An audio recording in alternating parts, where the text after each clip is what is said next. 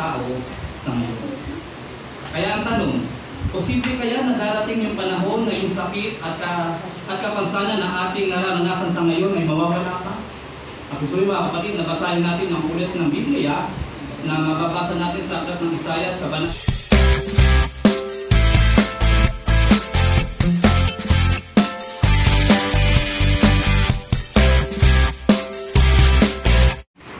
Ang sangkatauhan sa ngayon ay patuloy na nagdurusa at patuloy na dumami.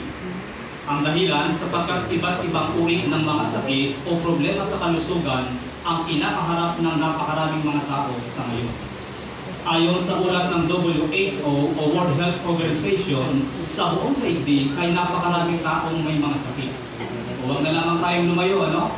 Dito na lamang halimbawa sa mga hospital ng Nueva Ecija o Pampanga, kapansin-pansin na kapag tayo ay pumasok, alinman sa mga hospital na ito ay napakaraming nagpapagamot o napakaraming nagpapacheck up o kung minsan, pinya pa nga. Yun ay nagpapakita lamang na talagang napakaraming mga tao sa ngayon ang may sakit. Kaya naman ang mga tao sa ngayon ay nangangamba, nagtatanong at nagsasabi, Dok, gagaling pa ba ako? Dok, hahaba pa ba ang buhay ko? Dok, ano na kaya mangyayari sa akin? Ano yung karaniwan na sagot ng doktor?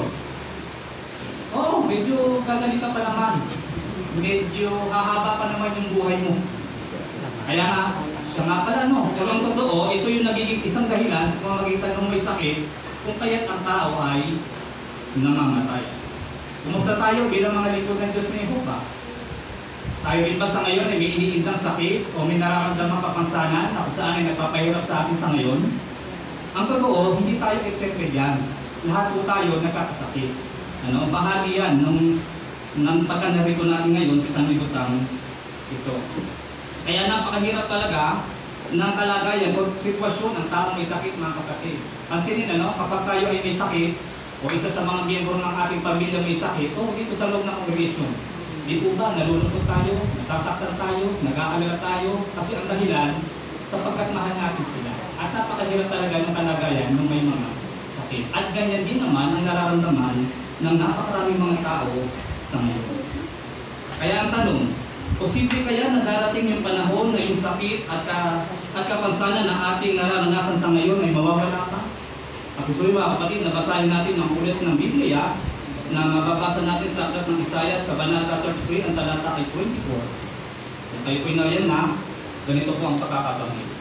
At walang nakatira doon ang magsasabi, may sakit ako. Ang bayang naninirahan sa lupain ay patatawarin sa kasalanan nila.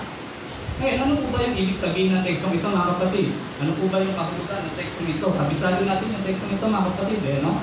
Ngayon, ang ibig sabihin nito, yung mga kapatid, ibig sabihin, wala nang kapi-kapi tuwing gabi.